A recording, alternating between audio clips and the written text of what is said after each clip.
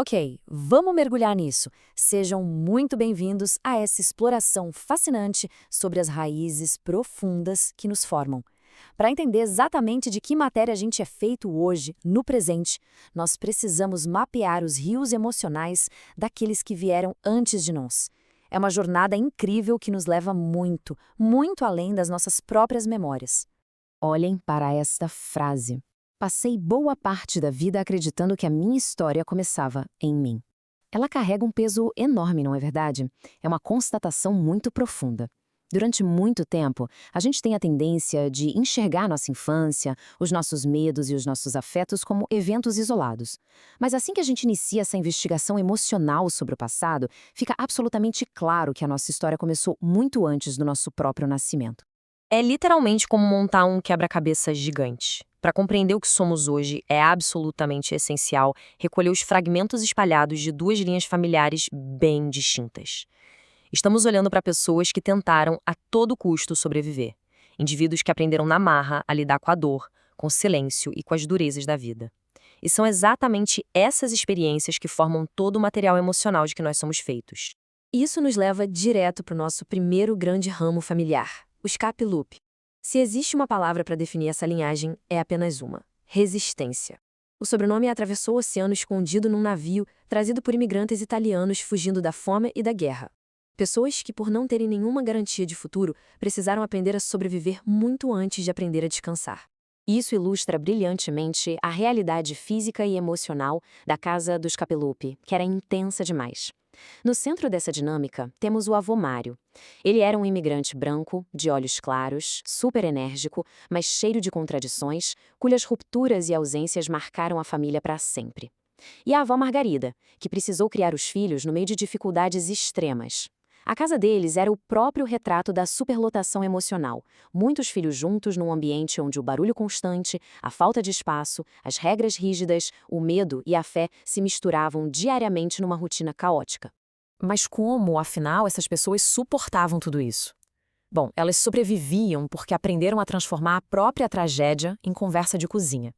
Tem um relato quase surreal na família sobre o avô Mário ter trazido certa vez uma caixa de madeira com doces envenenados que eram destinados à própria esposa. Diz a lenda familiar que uma filha teria comido o doce, passado mal, chegou a ser dada como morta, mas sobreviveu. Não importa o quanto dessa narrativa específica seja literal ou apenas parte daquele folclore antigo de família, sabem? O que isso mostra de fato é a imensa capacidade de costurar traumas profundos e transformá-los em histórias, rindo das próprias dores para conseguir continuar existindo. Inevitavelmente, todas essas cicatrizes acabam passando para a geração seguinte. O filho, Mauro, herdou um fardo emocional pesadíssimo. Ele era um homem carinhoso, dono de um amor profundo e de cuidados absolutamente silenciosos. Mas o problema nunca foi a falta de amor. Foi a bebida.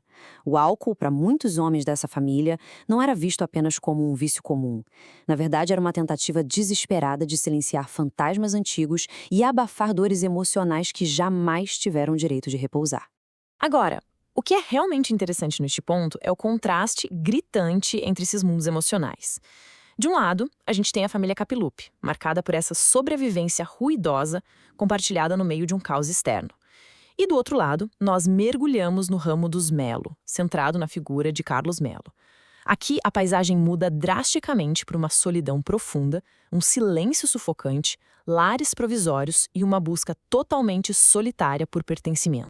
A vida de Carlos começou marcada por ausências severas. Aos 2 anos, ele perde a mãe para a tuberculose e passa a ser criado por parentes, mudando de lar o tempo todo.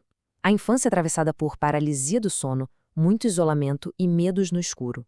Aos 18 anos, ele busca algum tipo de estrutura no exército e depois constrói uma carreira na empresa de elevadores Schindler. Lá, ele se torna mecânico, aprendendo quase tudo sozinho. E o detalhe mais poético aqui na vida adulta? Ele se torna radioamador. Pensem na beleza e na melancolia desse simbolismo.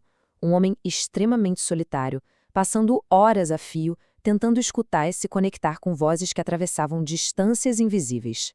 E é exatamente essa busca por conexão que o leva até São Paulo, onde a história ganha ares românticos, perfeitamente documentados no Diário de Alvina. Ela era dona de um espírito apaixonado e super detalhista. O diário, que ela chamou de Como Nasceu Meu Romance, registrava tudo: as idas ao cinema, as missas, as caminhadas pela Avenida Brigadeiro Luiz Antônio e as chuvas repentinas na Avenida 9 de Julho. Ela guardava até os saquinhos de pipoca como lembrança, mesmo que nenhum dos dois gostasse de pipoca. Alvina possuía um dom raro, o dom de transformar acontecimentos mundanos e pequenos instantes em verdadeiros pedaços de eternidade. Mas aí, a narrativa sofre uma ruptura esmagadora. Existia um segredo enorme rondando esse romance perfeito. Uma carta escondida, um sobrenome repetido, uma intuição constante de que algo não se encaixava muito bem. Até que a verdade veio à tona. Carlos já possuía uma vida e uma família lá no Rio de Janeiro, com outra mulher, a Maria, com quem já tinha 3 filhos. Essa procura interminável do Carlos por pertencimento acabou fazendo com que ele mergulhasse numa vida dupla incrivelmente complexa e dolorosa. O impacto dessa descoberta reverbera profundamente. Diante do confronto, Carlos faz uma promessa que muda o destino de absolutamente todos. Ele deixaria tudo para viver com ela. Analisem o peso absurdo dessa frase. Nela coexistem ao mesmo tempo a paixão mais arrebatadora e o abandono mais absoluto. O poder de escolha e a violência inerente a essa mesma escolha. É o desejo profundo de construir algo novo através da destruição de algo que já existia. Vamos avançar e ver como isso se constrói cronologicamente, porque, claro, as vidas continuaram.